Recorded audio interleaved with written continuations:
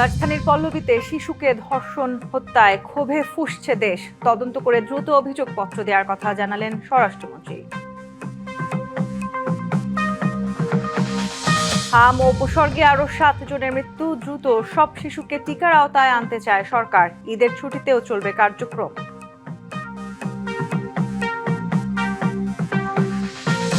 শেখ হাসিনাকে ভারত থেকে ফেরাতে আইনি প্রক্রিয়ায় ঢাকা সরকার চায় দেশে ফিরে মামলা মোকাবেলা করুন তিনি। দেশের প্রয়োজনে মাঠে ছিল সেনারা। পরিস্থিতি স্থিতিশীল হওয়ায় ধীরে ধীরে ফিরছে ব্যারাকে, জানালেন সেনাপ্রধান।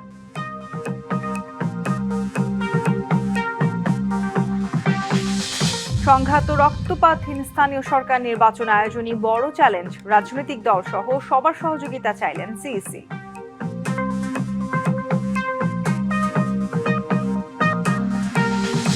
পাইকারির পর এবার খুচরা পর্যায়ে 29% পর্যন্ত বিদ্যুতের দাম বাড়ানোর প্রস্তাব 6 বিতরণ কোম্পানির। অযৌক্তিক বলছে নাগরিক সমাজ। দেখছিলেন নাসিস সিনটেক্স গ্রুপ সংবাদ শিরোনাম। এবার জানাবো খবরের বিস্তারিত। আপনাদের সাথে আছি তাসনুভা তন্নি।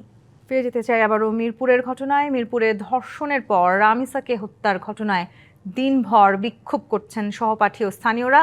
আরও জানাতে পল্লবী থেকে সরাসরি যুক্ত হচ্ছেন সহকর্মী পার্থ সাহা। পার্থ, বিচারের দাবিতে আজ সারা দিন ব্যাপী আসলে আমরা দেখেছি যে পুরো মিরপুর এলাকা উত্তপ্ত অবস্থায় ছিল। প্রধানমন্ত্রী যাচ্ছেন আমরা যতটুকু জানি পল্লবীতে রামিসার বাবা মার সাথে দেখা করতে।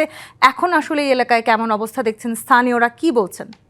রামিসার বাবা মায়ের সঙ্গে দেখা করতে প্রধানমন্ত্রী আসবেন এমন একটি কথা কিন্তু এখানেও শোনা যাচ্ছে। যেহেতু আমি যেই সড়কটিতে দাঁড়িয়ে রয়েছি, কালশি সড়ক, এই সড়কটি কিন্তু দুপুর পর থেকেই আমরা দেখেছি যে রামিসার পরিবারের স্বজন এবং এলাকাবাসী যারা ছিলেন তারা কিন্তু এই কালশি যে সড়কটি এটি কিন্তু অবরোধ করে রেখেছিলেন। পরবর্তীতে কিছু সময় আগে এই সড়কটি আসলে উন্মুক্ত করে দেওয়া হয়েছে। গাড়ি চলাচলের যে স্বাভাবিক গতি সেটি কিন্তু ফিরে এসেছে এবং সেই সাথে প্রধানমন্ত্রী আসার যে গুঞ্জন সেটিও কিন্তু আসলে শোনা যাচ্ছে। যেহেতু আজ ক্যাবিনেটে বৈঠক চলছে, সেই বৈঠকের পরে আসলে সেই জায়গা থেকে তারেক রহমান রামিসার বাবা মায়ের সঙ্গে দেখা করতে আসবেন এবং এই যে রামিসার ধর্ষণ এবং তারপরে তাকে যে নৃশংসভাবে যে হত্যা করার যে কার্যক্রম, তার পরবর্তীতে নরসিংদী থেকে যে অভিযুক্ত সোহেলকে যে গ্রেপ্তার, সেই গ্রেপ্তারের পর আসলে যে বিচারিক কার্যক্রম সেটি কিন্তু ইতিমধ্যেই শুরু হয়েছে। তবুও যেন এই কার্যক্রমে কোনো রকম ধীরগতি না আসে, দ্রুত সময়ের মধ্যে যেন এই বিচারিক কার্যক্রমটি সম্পূর্ণ হয়, সেই বিষয়টি মাথায় রেখে আজ আমরা দেখেছি আইনমন্ত্রী সকালে কথা বলেছেন এবং ডিএমপি কমিশনারকে কিন্তু তিনি 1 সপ্তাহের একটি সময়ও বেঁধে দিয়েছেন। এই সময়ের মধ্যেই যে পুরো কার্যক্রম সেটি যেন পুলিশের তরফ থেকে শেষ করার যে নির্দেশ সেটিও কিন্তু দিয়েছে। সবশেষ যদি তা নিয়ে আপনার মাধ্যমে জানিয়ে রাখতে চাই, এই যে জায়গাটি কালশির যে সড়ক, সেই সড়ক কিন্তু সন্ধ্যার পর থেকেই অবরুদ্ধ ছিল। পরবর্তীতে এখন যান চলাচল স্বাভাবিক হয়েছে এবং প্রধানমন্ত্রীর আগমন ঘিরে এখানে বিএনপির যে নেতাকর্মী তারাও কিন্তু এখানে উপস্থিত হয়েছেন এবং সেই সাথে পুলিশ প্রশাসনের উপস্থিতিও কিন্তু আসলে চোখে পড়ার মতো। সবশেষ প্রধানমন্ত্রী আসলে রামিসার যে বাবা মা রয়েছেন তাদের সঙ্গে কথা বলার পরে আসলে আপনাদের মাধ্যমে আমাদের দর্শকদেরকে পরবর্তী বা বিচারিক কার্যক্রম নিয়ে যদি কোনো কথা হয় সে বিষয়ে আসলে জানাতে পারবো। এই ছিল আমার কাছে। প্রধানমন্ত্রী সেখানে পৌঁছলে নিশ্চয়ই আমরাও আপনার মাধ্যমে আবার যুক্ত হয়ে দর্শকদেরকে জানাতে চাইবো আসলে সেখানকার সবশেষ পরিস্থিতি। ধন্যবাদ আপনাকে। চট্টগ্রামের বাকুলিয়া থানা এলাকার 4 বছরের শিশুকে ধর্ষণের অভিযোগে এক ব্যক্তিকে আটক করে স্থানীয়রা। উদ্ধারে গেলে পুলিশের সাথে ধাওয়া পাল্টে ধাওয়া ও সংঘর্ষ হয় উত্তেজিত জনতার। এ নিয়ে আরও জানাতে চট্টগ্রাম থেকে সরাসরি যুক্ত হচ্ছেন সহকর্মী মুজিবুল হক। মুজিবুল, এখনো ধাওয়া পাল্টা ধাওয়া চলছে কিনা? আপনার পেছনে আমরা অনেক জনতাকে দেখতে পাচ্ছি, পুলিশকেও দেখতে পাচ্ছি, সেখানকার সবশেষ পরিস্থিতি কেমন? তুমি এখন ধাওয়া পাল্টা ধাওয়া সেভাবে চলছে না, তবে ব্যাপক সংখ্যক পুলিশের উপস্থিতি আছে এবং উত্তেজিত জনতার উপস্থিতিও ব্যাপক সংখ্যক রয়েছে। আমরা একটু সরাসরি সেটি দেখাতে চাই। মূলত ঘটনা সূত্রপাত যে প্রেক্ষাপট থেকে একটি বাচ্চা, সেটি 3.5 বছর থেকে 4 বছর এরকমটি ধারণা করা হচ্ছে বা স্থানীয়রা বলছেন। সেই বাচ্চা বা শিশুটিকে আসলে মনির নামে একজন, এখানকার যিনি স্থানীয় একটি ডেকোরেশন দোকানে তিনি চাকরি করতেন, তিনি ধর্ষণ করেছেন এরকম একটি অভিযোগ উঠেছে এবং এই মুহূর্তে যে ধর্ষণে অভিযুক্ত তাকে কিন্তু ভেতরে, এই ভবনটির ভেতরে আটকে রাখা হয়েছে এবং এলাকাবাসী যেটি চাওয়া সেটি হচ্ছে সেই ধর্ষককে তারা পুলিশের কাছে তুলে দিবেন না কোনোভাবে এবং তাদের কাছে তুলে দিতে হবে, এই চাওয়া থেকেই মূলত তারা এখানে অবস্থান নিয়েছেন। দেখতে পাচ্ছেন যে হাজার হাজার এখানকার এলাকাবাসী তারা উপস্থিত হয়েছেন এবং তারা উত্তেজিত অনেকটা, এবং তারা পুলিশের বিরুদ্ধে অনেকটা স্লোগান দিচ্ছেন। আমরা বিপুল সংখ্যক আইন শৃঙ্খলা বাহিনী উপস্থিতি দেখতে পাচ্ছি, এপিবিএন, পুলিশ, পাশাপাশি র্যাব সদস্যদেরকেও এখানে মোতায়েন করা হয়েছে। অর্থাৎ এক ধরনের ব্যাপক নিরাপত্তা বলয় এখানে তৈরি করা হয়েছে। অর্থাৎ এই কিছুক্ষণ আগে পুলিশের সাথে এক ধরনের ধাওয়া পাল্টা ধাওয়া হয়েছে এবং পুলিশ কিছু ছোড়া গুলিও নিক্ষেপ করেছে তাদেরকে ছত্রভঙ্গ করার জন্য। এই ঘটনায় বেশ কয়েকজন আহত হয়েছে, সেই খবর আমরা পেয়েছি। এর মধ্যে কয়েকজন গণমাধ্যম কর্মী রয়েছেন। তো সব মিলিয়ে পরিস্থিতি এখনো উত্তপ্ত রয়েছে। স্থানীয়রা আসলে তাকে, যে অভিযুক্ত ধর্ষণকারী, তাকে নিয়ে যেতে দিচ্ছে না। পুলিশ চাচ্ছে আসলে যে আইনগত প্রক্রিয়া বা অভিযুক্তকে নিয়ে যাওয়ার জন্য বা আটক করবার জন্য। তো সব মিলে এখনো পরিস্থিতি উত্তপ্ত। নিশ্চয় আমরা আছি, পরবর্তী খবর আপনার মাধ্যমে আমরা জানাতে পারবো। জি মুজিব, আপনার মাধ্যমে আমরাও আসলে সেখানকার সবশেষ পরিস্থিতি দর্শকদেরকে জানাতে পারলাম।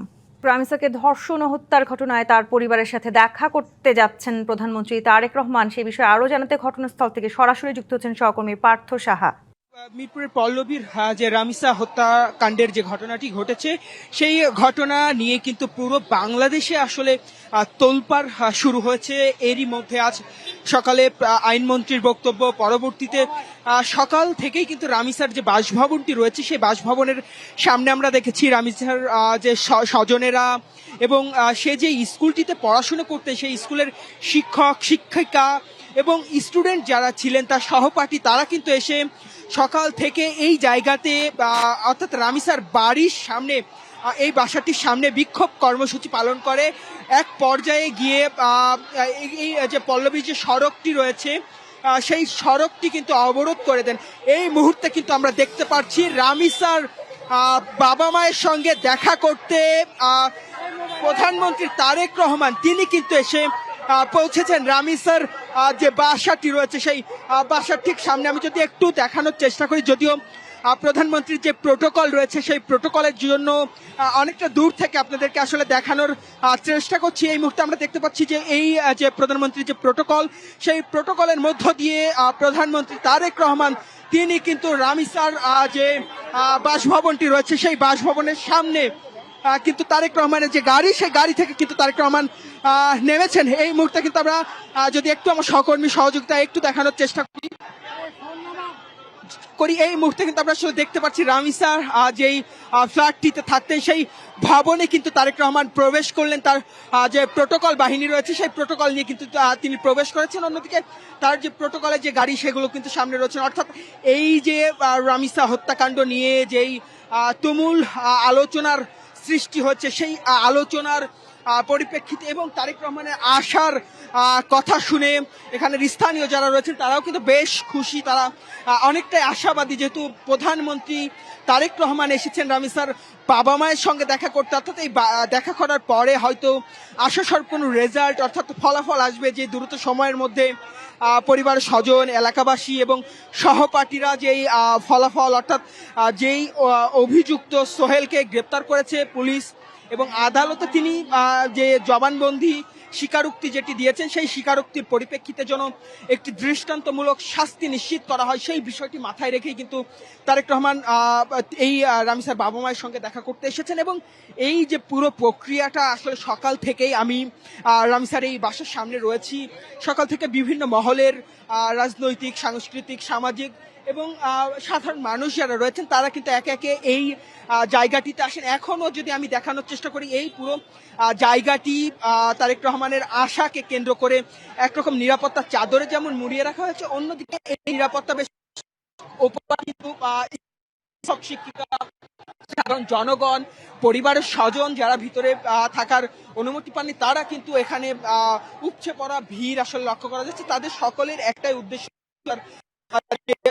হত্যাকাণ্ড যে ঘটনাটি ঘটেছে, প্রথমে ধর্ষণ পরবর্তীতে নৃশংসভাবে হত্যা, সেই নৃশংস হত্যার যেন সঠিক বিচার হয় সেই বিষয়টি মূলত এখানে যারা রয়েছেন তাদের একটাই মাত্র চাওয়া এবং দাবি, যেন রামিসার হত্যাকাণ্ডের সঙ্গে যে সোহেল নামের যে অভিযুক্ত এবং তার সহধর্মিনী অর্থাৎ স্ত্রীর যে কথা আসলে শোনা যাচ্ছে এবং সোহেলের জবানবন্দিতেও যেটি উঠে এসেছে নৃশংস হত্যাযজ্ঞের যে কথা, সেই পরিপ্রেক্ষিতে অভিযুক্তকে যেন যে শাস্তি, দৃষ্টান্তমূলক শাস্তি, অর্থাৎ পরবর্তী সময়ে যেন এ ধরনের নৃশংসতা না করতে পারে, এমন নৃশংস ঘটনা যেন না ঘটে, সেই বিষয়টি মাথায় রেখে মূলত আজ প্রধানমন্ত্রী তারেক রহমান তিনি রামিসার বাবা মায়ের সঙ্গে দেখা করতে এসেছেন। এবং এই যে দেখা করার যে প্রক্রিয়া এবং দেখা করতে আসার যে বিষয়টি রয়েছে, সেই বিষয় রাজধানীর পল্লবীতে শিশুকে ধর্ষণের পর হত্যার ঘটনায় ক্ষোভে ফুঁসছে সারা দেশ। এমন নৃশংসতার দৃষ্টান্তমূলক বিচারের দাবিতে রাজপথে বিভিন্ন শ্রেণী পেশার মানুষ। সরকারের মন্ত্রীরা বলছেন, শিশুটির হত্যার বিচার প্রক্রিয়া দ্রুত করতে যা কিছু প্রয়োজন সবই করা হবে। তদন্ত করে শিগগিরই দেয়া হবে অভিযোগপত্র। মঙ্গলবার রাজধানীর পল্লবীর একটি ফ্ল্যাটে দ্বিতীয় শ্রেণীর শিক্ষার্থী রামিসা আক্তারকে ধর্ষণের পর নৃশংসভাবে হত্যা করা হয়। এরই মধ্যে আদালতে দোষ স্বীকার করে জবানবন্দি দিয়েছেন মামলার প্রধান আসামি সোহেল রানা। নিষ্ঠুর এই কাণ্ড নাড়া দিয়েছে সারা দেশকে। দৃষ্টান্তমূলক বিচারের দাবিতে সোচ্চার নানা শ্রেণী পেশার মানুষ।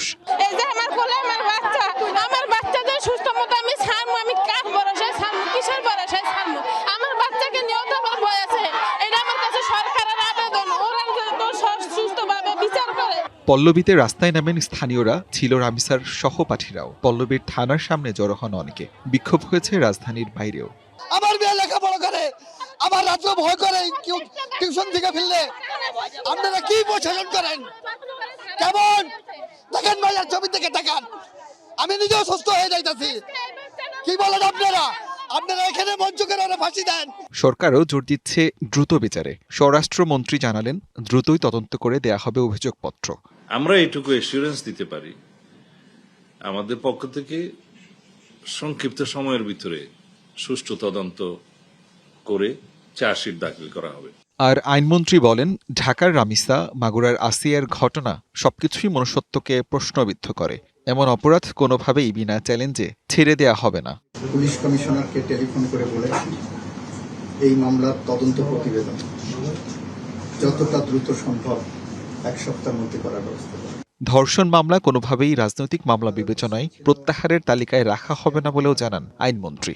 এদিকে ঘটনার বিচারের দাবিতে সন্ধ্যায় রাজধানীর কালশী সড়ক অবরোধ করে বিক্ষোভ করে বিক্ষুব্ধরা। আসিফ খান, ডিবিসি নিউজ।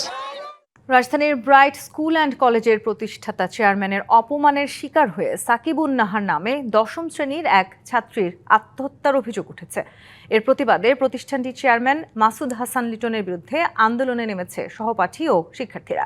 সকাল থেকেই রাজধানীর দনিয়া এলাকায় সড়ক অবরোধ করে বিক্ষোভ করেন শিক্ষার্থীরা। এ সময় চেয়ারম্যান লিটন বাধা দেন বলেও অভিযোগ উঠেছে। তার বিরুদ্ধে শিক্ষার্থীদের উত্ত্যক্ত করার অভিযোগও তুলেছেন আন্দোলনকারীরা। শিক্ষার্থী ও অভিভাবকরা জানান, দীর্ঘদিন ধরেই শিক্ষার্থীদের ওপর মানসিক নির্যাতন চালিয়ে আসছিলেন স্কুলের প্রতিষ্ঠাতা। তাদের অভিযোগ, গত বুধবার সাকিবুন ও তার অভিভাবককে অপমান করা হয়। এছাড়া পুরো স্কুলে কান ধরিয়ে সাকিবুনকে ঘোরানো হয় বলেও জানান তারা। অপমান সইতে না পেরে বাড়ি ফিরে এসে আত্মহত্যা করে বলে অভিযোগ তাদের। পরিস্থিতি নিয়ন্ত্রণে স্কুল ক্যাম্পাসে পুলিশ মোতায়েন করা হয়েছে। চট্টগ্রামের বাকলিয়া থানা এলাকার 4 বছরের শিশুকে ধর্ষণের অভিযোগ উঠেছে এক ব্যক্তির বিরুদ্ধে। এই ঘটনায় স্থানীয়রা অভিযুক্তকে আটক করে রেখেছে। তাকে উদ্ধারে গেলে পুলিশের সাথে ধাওয়া পাল্টা ধাওয়া ও সংঘর্ষ হয় উত্তেজিত জনতার। এতে আহত হয়েছেন বেশ কয়েকজন। বৃহস্পতিবার বিকেলে 19 নম্বর ওয়ার্ডের চেয়ারম্যান ঘাট এলাকায় এই ঘটনা ঘটে। এ সময় স্থানীয়রা শিশুকে ধর্ষণের অভিযোগে একজনকে আটক করে রাখে। খবর পেয়ে ঘটনাস্থলে আসে পুলিশ। এ সময় উত্তেজিত জনতার সঙ্গে পুলিশের ধাওয়া পাল্টা ধাওয়ার ঘটনা ঘটে। পরিস্থিতি নিয়ন্ত্রণে পুলিশ টিয়ার শেল নিক্ষেপ করলে আহত হয় বেশ কয়েকজন। পুলিশ জানিয়েছে, শিশুটিকে উদ্ধার করে চট্টগ্রাম মেডিকেল কলেজ হাসপাতালে পাঠানো হয়েছে। অভিযুক্ত ব্যক্তিকে উদ্ধারের চেষ্টা করা হচ্ছে। হামে শিশু মৃত্যু ঠেকানো যাচ্ছে না। আক্রান্ত উপসর্গ নিয়ে ঝরে গেছে আরও 7 প্রাণ। সারা দেশে এই পর্যন্ত মারা গেছে 488 জন। এদিকে স্বাস্থ্যমন্ত্রী বলেছেন, দ্রুত সব শিশুকে টিকার আওতায় এনে হামের সংক্রমণ নিয়ন্ত্রণে আনতে চায় সরকার। ঈদের ছুটিতেও বন্ধ হবে না টিকাদান কার্যক্রম। দেশজুড়ে হামের প্রকোপ, আতঙ্ক ছড়িয়েছে অভিভাবকদের মাঝে। হাসপাতালে বাড়ছে আক্রান্ত শিশুর চাপ। গেল ২৪ ঘন্টায় হাম আক্রান্ত হয়ে আরও ৩ শিশুর মৃত্যু হয়েছে। এই সময়ে উপসর্গ নিয়ে মারা গেছে আরও ৪ জন। সোয়াচে এই ভাইরাসজনিত রোগীর প্রাদুর্ভাব মোকাবেলায় দেশব্যাপী বিশেষ টিকাদান কার্যক্রম চালাচ্ছে সরকার। হাম নিয়ে জাতীয় প্রেস ক্লাবে এক সেমিনারে বিশেষজ্ঞরা জোর দেন টিকা দেওয়ার উপরে। আমরা আইডেন্টিফাই করেছি গ্যাপ ইন ভ্যাকসিনেশন। ইউনিসেফ থেকে টিকা কিনতো সরকার, কিন্তু সেটা ওই সংসারের মধ্যে পড়ে সেখানে সমস্যা হয়েছে। ইপিআই শিডিউলে আমরা যদি অ্যাডোলেসেন্ট ভ্যাকসিনেশনটাকে চালু করতে পারি স্কুলে, এমএমআর ভ্যাকসিন, তাহলে পরে এটা অনেক ভালো একটা কাজে দিবে। সমাজ কল্যাণ মন্ত্রীর দাবি, সার্বক্ষণিক তদারকি ও স্বাস্থ্যকর্মীদের প্রচেষ্টায় ধীরে ধীরে কমছে হামের তীব্রতা। আমাদের সচেতন হওয়া ভালো, বা ভীতিকর কোনো পরিস্থিতি সৃষ্টি করা আমাদের যাবে না। মানুষের মনোবলকে ধরে রাখতে হবে। মোটামুটি এটা ব্যাপকতাটা এখন কিন্তু ডাউন ট্রেন্ড, মানে অর্থাৎ কমে আসছে, এবং এই কমে আসাটাকে একদিক দিয়ে ভ্যাকসিনেশন স্টার্ট হয়েছে, একদিক থেকে অ্যাওয়ারনেস বেড়েছে। আর স্বাস্থ্যমন্ত্রী জানান, ঈদুল আজহার ছুটিতেও হাম রুবেলা টিকাদান চলবে। বাতিল করা হয়েছে এই কার্যক্রমে সংশ্লিষ্টদের ছুটি। আমরা খুঁজে খুঁজে বাচ্চাদেরকে আমরা টিকা দেওয়ার ব্যবস্থা করছি, আজকে থেকে কন্টিনিউ করবো। এবং ঈদের ছুটি ব্যতীত ঈদের ছুটিতেও হামের টিকা কার্যক্রমে যারা জড়িত তাদের প্রত্যেকের ছুটিবিহীন অবস্থায় থাকার জন্য বলা হয়েছে। বিশেষজ্ঞরা বলছে, সরকারের উদ্যোগের পাশাপাশি অভিভাবকদের সচেতনতাই পারে শিশুদের নিরাপদ রাখতে। সরকারের কাজে আমরা সফলতা পেতে পারি। তুষার আহমেদ, ডিবিসি নিউজ, ঢাকা। শেখ হাসিনাকে দেশে ফেরাতে পররাষ্ট্র মন্ত্রণালয়ের মাধ্যমে ভারতকে অনুরোধ করেছে বাংলাদেশ। সরকার চায় শেখ হাসিনা দেশে ফিরে মামলা মোকাবেলা করুক। একথা বলেছেন স্বরাষ্ট্রমন্ত্রী সালাউদ্দিন আহমদ। সচিবালয় ব্রিফিংয়ে তিনি আরও জানান, নাগরিকত্ব ইস্যুতে পশ্চিমবঙ্গে যা হচ্ছে তা ভারতের অভ্যন্তরীণ বিষয়। পররাষ্ট্র মন্ত্রণালয়ের মাধ্যমে আমরা অনুরোধ করেছি, এক্সট্রাডিশন চুক্তি অনুসারে অনুরোধ করেছি, আমরা শেখ হাসিনাকে ফেরত চাই এবং আমরা চাই তিনি মামলা ফেস করুক। আমরা তো তাকে চাচ্ছি ফেরত। তো এগুলো ভারতের অভ্যন্তরীণ ব্যাপার। তাদের সিটিজেন নিয়ে তারা কি করবে, কিভাবে সিটিজেনশিপ নির্ধারণ করবে, তাদের হতে নির্বাচনের প্রতিশ্রুতি অনুযায়ী বা তাদের নীতি অনুযায়ী তারা কি বলবে, সেটা তাদের সম্পূর্ণ নিজস্ব ব্যাপার। এখানে আমাদের কোনো বক্তব্য থাকা তো কথা না। আমরা আমাদের সীমান্তে আমাদের বিজিবি মোতায়েন আছে। আমরা অবৈধ অনুপ্রবেশ আমরা ঠেকানোর জন্য আমরা সতর্ক অবস্থায় আছি। 2024 সালে দেশের প্রয়োজনে সেনা সদস্যরা মাঠে দায়িত্ব পালন করেছেন। বর্তমানে দেশ স্থিতিশীল হওয়ায় তারা ধীরে ধীরে ব্যারাকে ফিরে যাচ্ছেন। দেশের ক্রান্তি লগ্নে সেনা সদস্যদের এমন ভূমিকা জাতি কৃতজ্ঞ চিত্রে স্মরণ রাখবে। সকালে কুমিল্লা সেনানিবাসে বাংলাদেশ সেনাবাহিনীর ফায়ারিং প্রতিযোগিতার সমাপনী ও পুরস্কার বিতরণী অনুষ্ঠানে এসব কথা বলেন সেনাপ্রধান জেনারেল ওয়াকারুজ্জামান। প্রতিযোগিতায় বিজয়ী ও রানার আপ দলের সদস্যদের অভিনন্দন জানিয়ে সেনাপ্রধান বলেন, 18 মাস মাঠে দায়িত্ব পালন করেও সেনা সদস্যরা ফায়ারিং প্রতিযোগিতায় যে দক্ষতা দেখিয়েছে তা অভূতপূর্ব। পরে সেনাপ্রধান বিজয়ী ও রানার আপ দলের সদস্যদের মাঝে পুরস্কার বিতরণ করেন।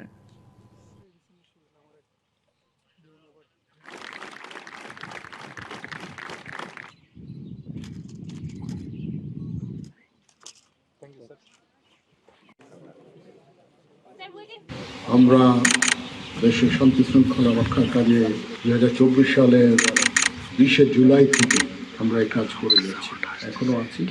অনেক সৈনিক আমরা উইথড্র করেছি, বাট এখনো সম্পূর্ণ উইথড্র হয়নি। কিছু সময়ের মধ্যে আমরা সবাই ব্যারাকে ফেরত আসতে পারবো। ত্রয়োদশ জাতীয় সংসদ নির্বাচন ভালো ভোটের নজির। তবে আরও ভালো নির্বাচনের জন্য চ্যালেঞ্জ গ্রহণের সর্বাত্মক প্রস্তুতি নিচ্ছে নির্বাচন কমিশন, জানালেন প্রধান নির্বাচন কমিশনার AMM নাসির উদ্দিন। তিনি বলেন, রক্তপাত ও সহিংসতা মুক্ত স্থানীয় সরকার নির্বাচন আয়োজনই এখন বড় চ্যালেঞ্জ। এজন্য রাজনৈতিক দলসহ সবার সহযোগিতা চাইলেন CEC। ত্রয়োদশ জাতীয় সংসদ নির্বাচন পর্যবেক্ষণ করেন দেশি বিদেশি 300-র বেশি পর্যবেক্ষক। এই নিয়ে বৃহস্পতিবার আনুষ্ঠানিক প্রতিবেদন দেয় Asian network for free elections ANFREL.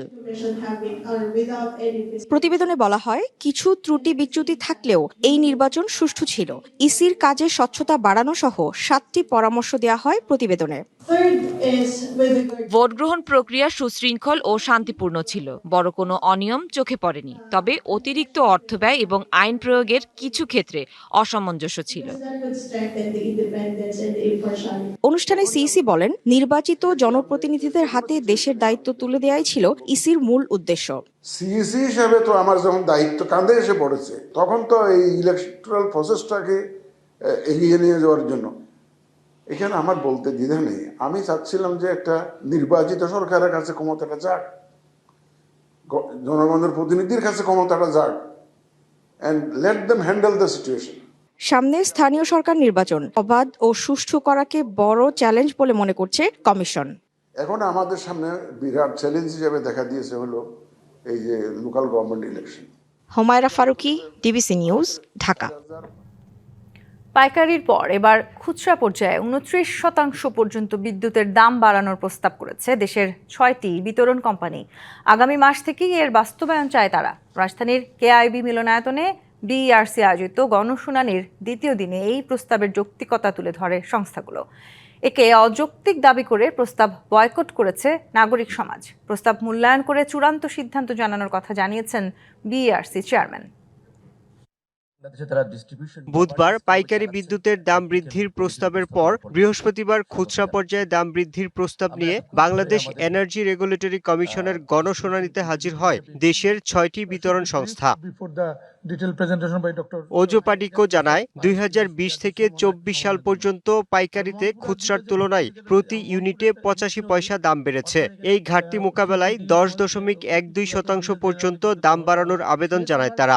এছাড়া ঢাকা ইলেকট্রিক সাপ্লাই কোম্পানি গত 3 অর্থবছরে 2611 কোটি টাকার বেশি ঘাটতি গুনেছে। সেই সঙ্গে আসছে অর্থবছর প্রায় 950 কোটি টাকা ঘাটতির আশঙ্কা থেকে খুচরা বিদ্যুতের দাম সর্বোচ্চ 9.67% বাড়ানোর প্রস্তাব করে। বাল্ক রেটে যে দামে বিদ্যুৎ কিনছি, খুচরা রেটে তার চাইতে 11% কমে আমি বিক্রি করছি। ওজোবাড়ির আওতায় পুগলি এলাকায় দুর্জনপুর এলাকা, এখানে রেমাল, আমপান, আইলা সহ ঘূর্ণিঝড়, বন্যা, নদী ভাঙার কারণে লাইন বাড়তি ব্যয় করতে হয়, প্রতিনিয়ত হয়ে যাচ্ছে। দেশের সবচেয়ে বড় বিতরণ সংস্থা পল্লী বিদ্যুতায়ন বোর্ডের সমিতিগুলোর চলতি অর্থবছরের ঘাটতি 2368 কোটি টাকা। তাই লোকসান এড়াতে গ্রাহক পর্যায়ে 5.93% মূল্য বৃদ্ধির আবেদন জানিয়েছে প্রতিষ্ঠানটি। এছাড়া টিপিডিসি খুচরা মূল্যহার 6.96%, বিদ্যুৎ উন্নয়ন বোর্ড প্রতি ইউনিটে 29 পয়সা বা 3.15% দাম বাড়ানোর প্রস্তাব পেশ করে। আমাদের যে খুচরা মূল্য সমন্বয় করতে হবে 6.96%। এটা বর্তমান যে অবস্থা আছে তার প্রেক্ষিতে এটা যদি চেঞ্জ হয়, বাল্ক প্রাইস যদি চেঞ্জ হয়, তাহলে আমাদের সেইভাবে পাস থ্রু করে এটা সমন্বয়ের প্রয়োজন হবে। পাইকারি পর্যায়ে 17 থেকে 21% দাম বৃদ্ধির প্রস্তাব করেছে পিডিবি। তবে দাম বাড়ানোর প্রস্তাব বয়কট করেছে নাগরিক সমাজ। গরিব মেহনতি মানুষের, নিম্নবিত্ত মানুষের পকেট কেটে আরো সংকট তৈরি করি, তাহলে এর থেকে তো মুক্তি পাবো না। সুতরাং সেইটাও আমাদের এই সমস্ত কোম্পানির সবার এই অ্যাটিটিউড থাকতে হবে বলে আমরা মনে করি। আপনারা ভেবে দেখবেন যে সরকারকে আমরা কি মুনাফাখোর বানাবো? মুনাফাখোর সরকার যেন না হয়, সেটাই তো জনগণ হিসেবে আমাদের দায়িত্ব হবে। ই টেন্ডার ও ডিজিটাল ক্রয় ব্যবস্থা এগুলোকে বাধ্যতামূলক করতে হবে। স্বাধীন নিরীক্ষা ব্যবস্থা শক্তিশালী করতে হবে। দুর্নীতির যে অভিযোগগুলো আছে সেগুলোকে খুব শক্তিশালীভাবে তদন্তের ব্যবস্থা করতে হবে। বিইআরসির চেয়ারম্যান জানান, প্রস্তাব যাচাই বাছাই করে দ্রুতই চূড়ান্ত সিদ্ধান্ত জানাবে কমিশন। ভোক্তা স্বার্থ সংরক্ষণ এবং বিতরণ সংস্থা ও কোম্পানির সমূহের কার্যকর পরিচালনার মধ্যে একটি ভারসাম্য রক্ষা করা প্রয়োজন। শুনানিতে জানানো হয়, বর্তমানে দেশে বিতরণের সিস্টেম লস বা অপচয় 7.38%। Yusuf Rana, DBC news, Dhaka. আগামী বছর উড়োজাহাজের ভাড়া সহ আনুষঙ্গিক খরচ কমিয়ে আনা হলে আরও বেশি হজে যেতে পারবেন মুসল্লিরা। এবছর হজের সুষ্ঠু ব্যবস্থাপনা নিয়েও সন্তুষ্টির কথা জানান হজযাত্রীরা।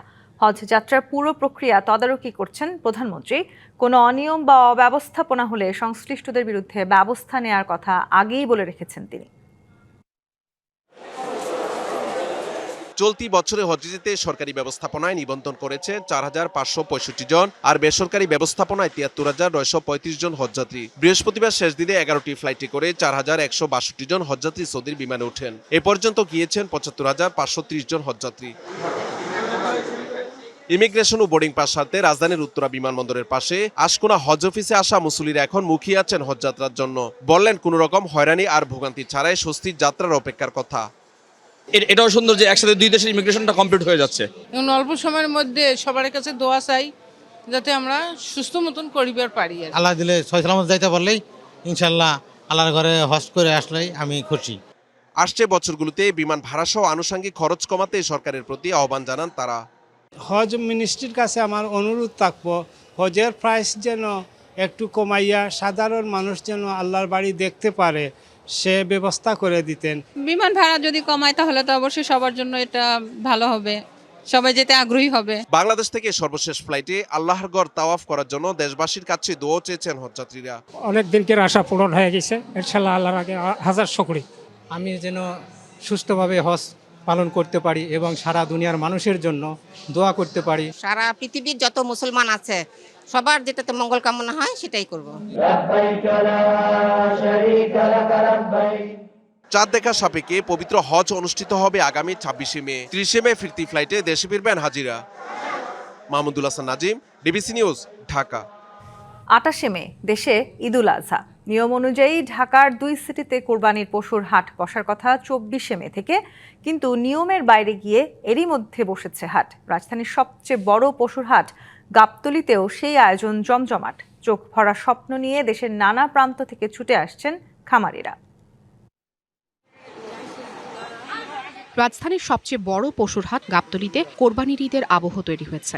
সকাল থেকে রাত হাট জুড়ে খামারি আর ব্যাপারীদের ব্যস্ততা। কেউ পশুকে গোসল করাচ্ছেন, কেউ খাওয়াচ্ছেন যত্ন করে, আবার কেউ শেষ মুহূর্তের প্রস্তুতিতে সাজিয়ে তুলেছেন প্রিয় গরুগুলো। দেশের বিভিন্ন প্রান্ত থেকে গরু, ছাগল, মহিষ নিয়ে এসেছেন বিক্রেতারা। তবে ক্রেতাদের বাড়তি চাপ না থাকলেও প্রত্যাশা ঈদের আগে হাসি মুখে ফিরতে পারবেন তারা। এখন পর্যন্ত কোনো কিছু তো দাম জিজ্ঞাসা করি বুঝি, তারপরে বোঝা যাবে। মনে হয় তো এভাবে একটু মনে চড়া হবে দাম, যেভাবে দেখতেছি যদি পছন্দ হয় তাহলে নেব। 3 বছরের বেশি সময় যত্নে লালন পালন করা প্রিয় মহিষ টাইগার কেরানীগঞ্জ থেকে এসেছে। সেই টাইগারকে বিক্রি করতে এসেছেন মুজিবুর। নাম দেই না, তারপর টাইগার কই মাঝে সাথে আমরা 25 লাখ চাচ্ছি, এটা ফিরিয়ে দিয়ে দেবো। গরুর পাশাপাশি থেমে নেই ছাগলের হাটও। হাকডাক পেড়ে সকাল থেকেই চলছে বেচাকেনা। বিক্রেতারা বলছেন প্রতি বছরের মতো এবারও শেষ কয়দিনই জমে উঠবে বেচাকেনা, তাই আগেভাগেই পশু নিয়ে এসে প্রস্তুতি নিচ্ছেন তারা। এবছরে তো প্রত্যাশা করছি যে মোটামুটি বাজার ভালো যাবে। এখন আস্তে আস্তে সবাই দেখে, ঘুরে দেখতেছে, যারা ভালো লাগতেছে নিতেছে। হাটের অনেক জায়গায় এখনো ফাঁকা, তবে বিক্রেতারা বলছেন সময় মতো বাড়বে। দেশের বিভিন্ন জেলা থেকে আরো পশু এসে পূর্ণ হবে পুরো হাট। পরিবেশ এখনো বোঝা যাচ্ছে না, যেহেতু শুরুতেই আমরা 85টি গরু নিয়ে আসছি। এখনো তেমন সাড়া নেই রাজধানীর পশুর হাটগুলোতে, তবে 24শে মে রবিবার থেকে হাটগুলো মুখর হয়ে উঠবে ক্রেতা বিক্রেতায়। Afrin Anwar, DBC news, Dhaka. চূড়ান্ত চুক্তি না হওয়া পর্যন্ত ইরানের ওপর থেকে অর্থনৈতিক নিষেধাজ্ঞা শিথিলের বিষয়টি কোনোভাবেই বিবেচনা করা হবে না বলে জানিয়েছেন মার্কিন প্রেসিডেন্ট ডোনাল্ড ট্রাম্প।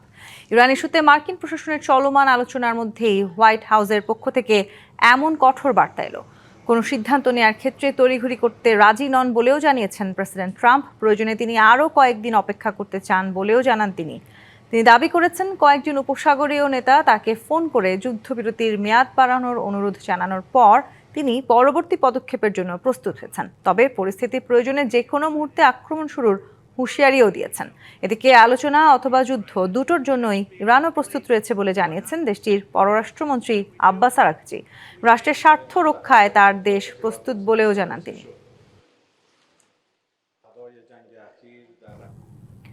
পশ্চিমবঙ্গে আসন্ন ঈদুল আজহাকে সামনে রেখে গবাদি পশু জবাই ও কেনা বেচার সরকারি নির্দেশিকায় কার্যত থমকে গেছে পশুর হাটগুলো।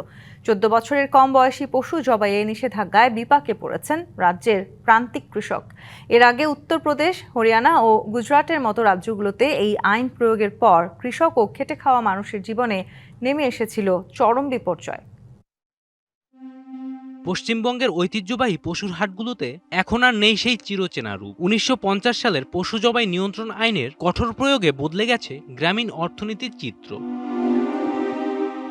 14 বছরের কম বয়সী গবাদি পশু জবাই নিষিদ্ধ এবং পশু চিকিৎসকের ফিট সার্টিফিকেট বাধ্যতামূলক করায় ক্রেতা শূন্য বাজার। 14 বছর আমরা রাখতে পারবো একটা গরুকে? তাহলে আমরা এরা গরুগুলোকে কি করবো? এতগুলো গরু রয়ে গেল, তাহলে আমাদের কি হবে? এবার সরকারকে তাহলে আমাদের এই দায়িত্বটা নিতে হবে। ভারতের বিভিন্ন রাজ্যে কঠোর গোরক্ষা আইনের কারণে কৃষকরা বুড়ো গরু বিক্রি করতে না পেরে রাস্তায় ছেড়ে দেন। এভাবে ভবঘুরে গরু ফসলের ব্যাপক ক্ষতি ও সড়ক দুর্ঘটনা বাড়িয়ে ভয়াবহ সংকট তৈরি করে। কঠোর গোরক্ষা আইনের সুযোগে বিভিন্ন রাজ্যে স্বঘোষিত গোরক্ষকদের দৌরাত্ম্য বাড়ে। ব্যবসায়ী ও শ্রমিকরা হয়রানি ও সহিংসতার শিকার হন। পশু বেচাকেনা বন্ধ হয়ে চামড়া শিল্পে ধস নামে। বেকার হয়ে পড়েন হাজারো নিম্ন আয়ের মানুষ। সেই অতীত অভিজ্ঞতাই এখন তাড়া করে ফিরছে পশ্চিমবঙ্গের কৃষকদের। 1 কোটি টাকা লোন নিয়ে আমি যে গরুগুলো কিনেছি, এবার বিক্রি হবে না, এবার গরুগুলো কি করব আমি? এবার লোনের পয়সাটা আমাকে পাঠতে দিন। গরু যেখানে বিক্রি হবে না, আমাকে লোনের পয়সাটা পাঠতে দিন, আমি তাহলে লোন শোধ করব। আমাদের 9টা গরু আছে, 9টা গরু আছে। এই গরু নিয়ে আমাদের সংসার চলে। বছরে 4-5টা বিক্রি হয় না, বিক্রি হলে আমাদের মাথায় হাত পড়বে। অন্যান্য রাজ্যের অতীত বলে দিচ্ছে পশু জবাই নিয়ে কড়াকড়ির প্রভাব শুধু নির্দিষ্ট সম্প্রদায়ের ধর্মীয় রীতিতেই আটকে থাকে না, বরং এর সবচেয়ে বড় মাসুল গুনতে হয় খেটে খাওয়া সাধারণ কৃষকদের। জয় রায়, ডিবিসি নিউজ ডেস্ক। আসন্ন বিসিবি নির্বাচন স্বচ্ছ রাখতে নির্বাচনের সকল ধরনের কার্যকলাপ থেকে নিজেকে গুটিয়ে নিয়েছেন অ্যাডহক কমিটির সভাপতি তামিম ইকবাল। নির্বাচনে কোনো ধরনের তদবির না করে আমেজপূর্ণ নির্বাচন দেখতে চান তিনি। এখন পর্যন্ত 3 ক্যাটাগরি থেকে মোট 39টি মনোনয়নপত্র তোলা হয়েছে। ক্রিকেট বোর্ডে বইছে নির্বাচনী হাওয়া। ভোটারের চূড়ান্ত তালিকা প্রকাশের পর দৌড়ঝাঁপ শুরু পরিচালক পদের মনোনয়নপত্র বিতরণ ও দাখিল নিয়ে। বৃহস্পতিবার ছিল মনোনয়নপত্র বিতরণের শেষ দিন এবং দাখিলের প্রথম দিন। সেই ব্যস্ততাই দেখা গেল হোম অফ ক্রিকেটে। এখন পর্যন্ত 3 ক্যাটাগরি থেকে মোট 39টি মনোনয়নপত্র তুলেছেন। সো আমরা জানেন যে আপনারা ক্যাটাগরি 1, 2, 3 ক্যাটাগরি 1-এ আমরা এই পর্যন্ত ফর্ম বাজারে ছেড়েছি বা যারা কিনেছেন। ক্যাটাগরি 1-এ 19টা, ক্যাটাগরি 2-তেও 19টা, আর ক্যাটাগরি 3-তে 1টা। এই হচ্ছে আমাদের ফর্ম বিতরণ। আর এই পর্যন্ত আমরা ফর্ম জমা নিয়েছি, তার মধ্যে ক্যাটাগরি 1-এ 8 জন, ক্যাটাগরি 2-তে 14 জন এবং ক্যাটাগরি 3-তে 1 জন। নির্ধারিত মেয়াদ শেষ হওয়ার অনেকটা আগেই নির্বাচনের আয়োজন করছে বিসিবির অ্যাডহক কমিটি। নির্বাচনে স্বচ্ছতা আনতে নির্বাচনের সকল ধরনের কার্যকলাপ থেকে নিজেকে সরিয়ে নিয়েছেন তামিম ইকবাল। থাকবে না কোনো তদবিরও। সাংবাদিক আপনারাও একটু খোঁজ খবর নিলে পাবেন যে ক্রিকেট বোর্ড থেকে ইনক্লুডিং মি কোনো জায়গা থেকে কোনো তদবির বা কোনো ধারের থেকে কোনো রিকোয়েস্ট যে অমুকরে করা লাগবে আমার মনে হয় না আপনারা এটা খুঁজে পাবেন, কেউ বলতে পারবে। সো এইসব জায়গা থেকে I have given very strict instructions to all my team man যে এইসব ধরনের আমরা কোনো কিছুতে সাথে জড়াবো না। আমরা ইলেকশনকে ইলেকশনের মতো ট্রিট করবো। ইলেকশন যতটুকু ফেয়ার হইতে পারে অতটুকু হবে। আমি আশা করব পার্টিসিপেশন যেরকম অনেক বেশি হয়। এবারে নির্বাচনের পরিবেশ নিয়ে আশাবাদী নির্বাচনে প্রতিদ্বন্দ্বিতা করা কাউন্সিলররা। এই নির্বাচনের মাধ্যমে যোগ্য সংগঠকরা আসবে বোর্ডে, বিশ্বাস তাদের। নির্বাচন সুষ্ঠু হবে এই আশা করেই কিন্তু এই জায়গায় আসা। আমি আশা করি একটা শান্তিপূর্ণ এবং একটা স্বচ্ছ নির্বাচন হবে। লড়াই তো হাড্ডাহাড্ডি হোক আর যে হোক, লড়াই হতে হবে। আমরা চাই যে সবসময় যা ভালো সংগঠক, এক্স ক্রিকেটার, ক্রিকেট বোঝে এবং যারা ক্রিকেট সংশ্লিষ্ট তারা যাতে বোর্ডে আসতে পারে। আগামী শনিবার মনোনয়নপত্র বাছাই শেষে তালিকা প্রকাশ করবে নির্বাচন commission. Rifat Miran, DBC news, Dhaka. এবার ট্রাভেল পার্টনার পেল বাংলাদেশ ফুটবল দল। আসন্ন সান মেরিনো সফর সামনে রেখে হামজাদের ট্রাভেল পার্টনার হিসেবে নাম লিখিয়েছে আকিজ এয়ার। বৃহস্পতিবার বাফুফে ভবনে দুপক্ষের মধ্যে চুক্তি স্বাক্ষর হয়। অনুষ্ঠানে উপস্থিত ছিলেন স্পন্সর প্রতিষ্ঠানের কর্মকর্তা ও বাফুফের সহসভাপতি ফাহাদ করিম। এই চুক্তির মাধ্যমে এজেন্টদের তুলনায় আসন্ন সফর অনেক সাশ্রয়ী হবে বলে মনে করেন বাফুফের সহসভাপতি। বাংলাদেশ দলের জন্য রুট নির্ধারণ করে বাফুফেকে সুলভ মূল্যে টিকিট প্রদান করবে প্রতিষ্ঠানটি।